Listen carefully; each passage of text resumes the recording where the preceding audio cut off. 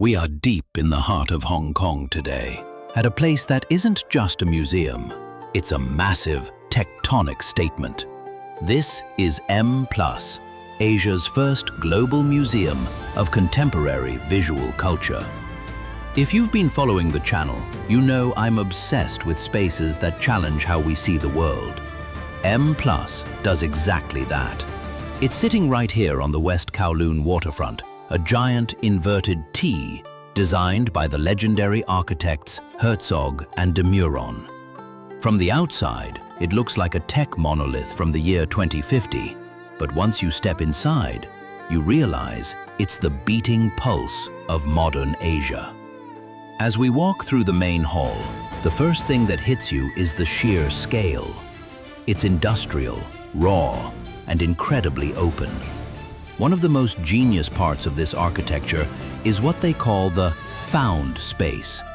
The architects actually excavated around the existing Airport Express railway tunnels that run directly beneath the building. What makes M+ truly unique is that the art isn't just static on the walls. While I was exploring the South Galleries, I stumbled upon something that completely stopped me in my tracks. M+ has a live art program where the exhibits literally come to life. I caught two separate performances that felt like they were in a direct, physical conversation with the architecture.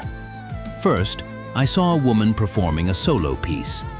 Her movements were fluid, almost liquid, like ink spreading across a silk scroll. This was part of the Shan Shui theme, which translates to mountain and water. Watching her, you realize she wasn't just dancing, she was interpreting the landscape. Her body moved in these long, sweeping arcs that echoed the curves of the harbor outside, contrasting beautifully against the sharp, geometric concrete lines of the building. It was mesmerizing.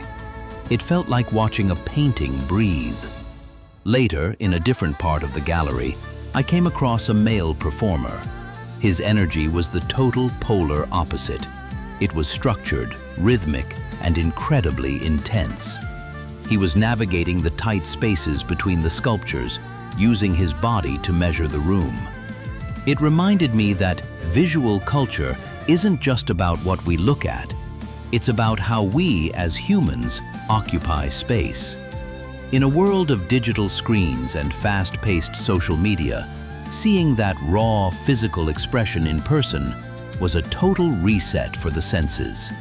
It makes you stop and just be present. Now, let's talk about what's actually inside the galleries. You cannot visit M+ without spending time in the Sigg Collection. This is arguably the most important collection of contemporary Chinese art in the world.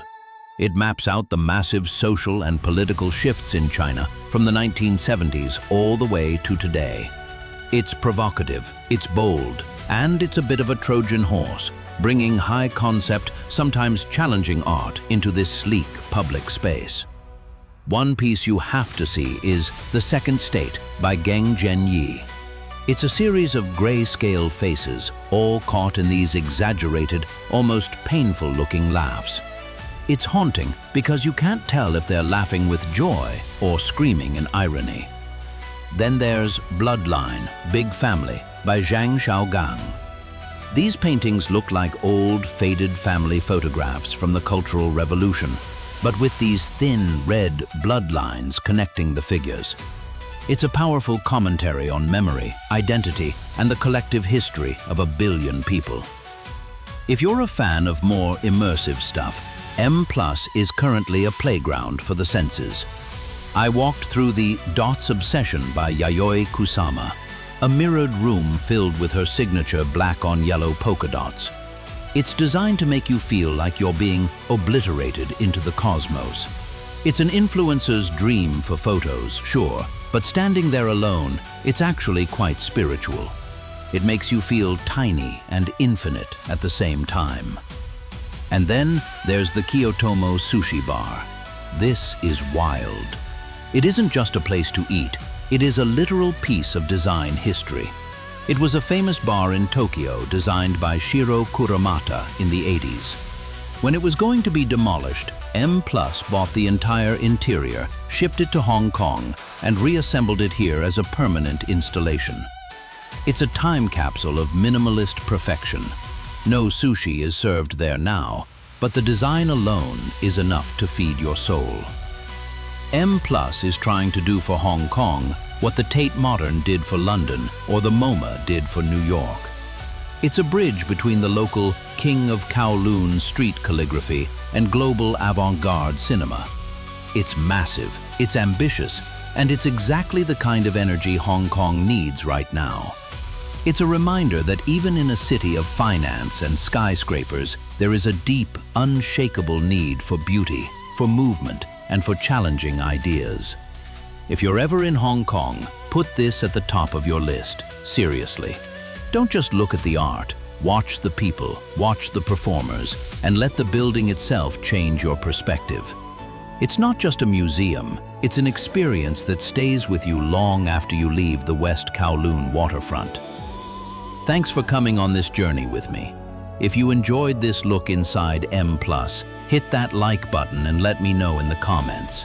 Which part of the museum would you head to first? Until next time, keep exploring, keep creating, and I'll see you in the next one.